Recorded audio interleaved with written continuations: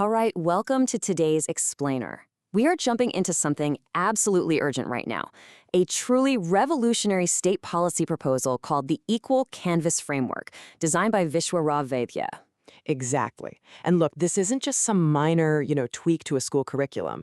We are talking about a massive, profound blueprint, one that bridges state-level macroeconomic planning with deep psychological defenses to fight what the author calls digital depression. We're going to unpack how a fundamental shift in how we handle a simple sheet of paper can completely transform a child's mental health, boost our economy, and redefine the future of schooling. So, to kick things off, we have to confront a really uncomfortable reality.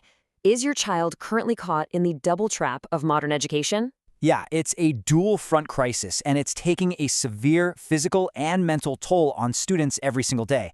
I mean, we send our kids to school to learn, right? But the actual physical mechanics of how they are forced to carry that information is literally breaking them down before the first bell even rings. Just think about the sheer physical trauma of a bursting school bag. The medical consensus has been crystal clear for years. A school bag should never, ever exceed 10 to 15% of a student's total body weight. Yet, millions of kids haul loads way beyond that threshold simply because they have to carry multiple heavy, bound notebooks. We are talking about a constant forward-leaning posture that leads to compressed discs, severe spinal strain, things like scoliosis, and these daily microtraumas to the shoulder and neck. It is just an exhausting physical grind. And here's the thing about that physical exhaustion. It sets off a super dangerous chain reaction. It directly breeds a techno-addiction loop at home. Spot on. When a child gets home and they are completely drained from hauling dead weight all day, they have zero stamina left for outdoor sports or active play. So what's the default? They head straight for the couch for low-effort, dopamine-driven social media scrolling. That heavy bag is literally forcing our kids into a passive, sedentary digital addiction. Okay, so how do we actually break this trap? Enter the Equal Canvas solution. This framework proposes a permanent replacement of those dead weight-bound notebooks with a highly tactile, super lightweight A4 loose-leaf filing workflow. Right, so instead of lugging around 5 heavy notebooks, a kid carries just one slim plastic transport folder and fresh A4 sheets. And honestly, the most vital part of all this, it keeps the classroom entirely device-free. We get to keep the immense cognitive benefits of tactile handwriting, completely rejecting this modern push to have screens everywhere during school hours. There's actually some incredibly deep psychology driving this, which is perfectly captured by a profound Tamil proverb, Ain thil valayatatu, ain batil valayatho, which translates to, if it does not bend at 5, it will not bend at 50. The framework applies this directly to early childhood trust. By giving young kids the real responsibility of handling their own loose-leaf papers, we're actively cultivating their personal discipline, their executive function, and lifelong organizational skills right from the very start. And that discipline? It becomes a daily habit through what's called the daily home refiling routine. When the child gets home, they do 3 quick things. Step 1, remove the day's written A4 sheets from their lightweight transport file. Step 2, they actively slot those pages into the chronological sections of their master home binder. And step 3 is where the real magic happens. Because they are mechanically sorting their own notes, they are automatically reviewing exactly what they learned that day. It's this completely organic built-in study revision loop that happens before homework even begins. Now, I know what skeptical parents are thinking right now. Wait, won't my kid just lose a sheet of paper? Yes, they absolutely will. And honestly, that is exactly the point. The framework embraces the grace of early mistake-making, allowing kids to manage their own loose-leaf papers and letting them experience the minor friction of tearing or misplacing a sheet teaches real-world accountability. You build true resilience by trusting them to handle physical materials, which is infinitely better than bubble wrapping them in smart tech, where a device just does all the organizing for them. By completely cutting out the dead mass of those multi-subject bound notebooks, the framework boldly targets a massive weight reduction. We're talking about an honest, totally realistic target of reducing the total daily school bag weight by up to 50%. 50%! That cuts out the chronic pain, it protects their developing spines, and it actually leaves them with the energy they need to just be kids when they get home. Now, to guarantee that 50% reduction, the framework pairs the loose-leaf system with a brilliant companion rule called modular textbook fragmentation. This systematically wipes out the final source of dead weight. It physically splits massive, heavy core textbooks into thin, modular booklets. So students stop carrying the entire yearly syllabus on their backs every single day, and instead, they only carry the exact payload required for that specific day. the mechanics of this are just so practical. A giant mathematics textbook, split it right down into 2 separate volumes. Exactly. And general science gets segmented into distinct, slim booklets for physics, chemistry, and biology. When you combine this with mandatory block scheduling, which limits the day to just 3 or 4 subjects, the daily physical burden absolutely plummets.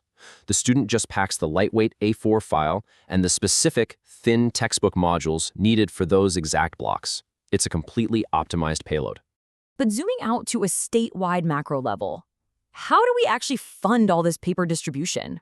The economics here are fascinating. So the A4 paper pads are not given away for free. Because let's face it, if things are totally free, people tend to waste them. Instead, they're distributed at a 25 to 50% subsidized token rate compared to the open market. This heavily discounted rate acts as a psychological value anchor.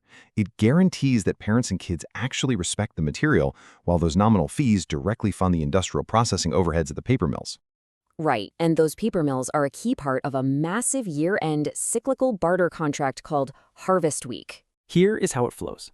The academic year begins with factories supplying clean, unbound A4 sheet pads.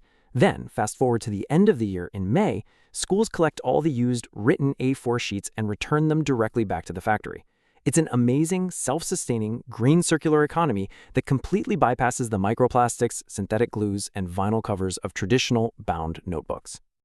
Now, we have to bust a major myth about the physics of recycling. You would naturally think returning paper is a clean 1-to-1 weight ratio, right? Nope, wrong. Used paper actually weighs more than fresh paper. Think about it. Over the school year, as these sheets are written on and handled, they accumulate heavy ink pigments, environmental dust, moisture, and adhesive labels. The physical mass literally inflates. So if the returned paper is heavier, why would the mills even agree to accept it? Because the state contract guarantees what's called a 10 to 20% clean yield mass inflation waiver. In really simple terms, paper mills willingly absorb that extra inflated weight during their chemical de-inking and filtration process. And why do they do that? Because receiving pure, unbound, unlaminated paper saves them up to 40% on raw wood logging and the highly energy-intensive process of de-shredding old-bound books. The margins just work perfectly for everyone involved. And this is not just about economic efficiency. It is a massive, massive win for social equity. To back up all these physical papers, the state actually provisions free digital vaults tied directly to a student's national APAIR ID. But here's the crucial part. The scanning happens inside the school, at morning scanning stations managed by trained assistants. That means low-income families face absolutely zero pressure to go out and buy expensive smartphones or pay hourly fees at commercial browsing centers. Technology becomes a controlled, equalizing utility at school, rather than a massive financial burden at home. Plus, running this huge statewide infrastructure doesn't just help the students.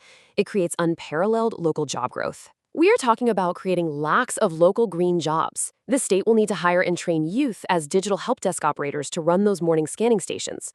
On top of that, the Harvest Week requires an entire logistical supply crew, truck drivers, warehouse managers, sorting clerks, just to move tons of paper back to the mills. It is a tangible, massive boost to the local economy. Ultimately, this framework takes a really passionate, authoritative stance against the rapid commercialization of our schools. It completely rejects the performative illusion of those expensive smart glass desks or the idea of forcing every kid to stare at a tablet in class. True education requires physical sanctuaries. By eliminating the heavy bags and keeping screens totally out of the classroom, we protect their health and we get to focus entirely on the human element of learning. The author's manifesto proves a really profound truth through what is called the 3-variable paradigm. Simply put, educational success does not come from digital gimmicks or flashy hardware. It relies entirely on 3 deeply human variables: teacher quality, student productive effort, and parental dedication.